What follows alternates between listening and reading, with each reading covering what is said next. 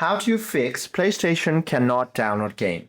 To fix the PlayStation game that cannot be downloaded, first of all check if you have enough storage space available on your console, as downloads automatically pause without warning when memory is full.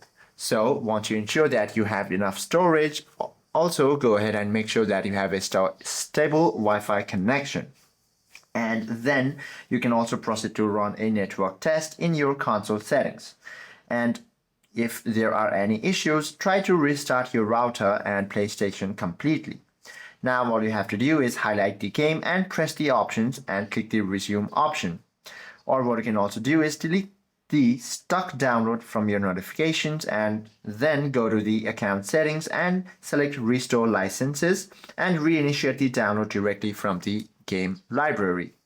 And these are one of the few ways you can fix your PlayStation cannot download the game. Hope this video helps you out a lot. If you have any questions or queries, do comment down below.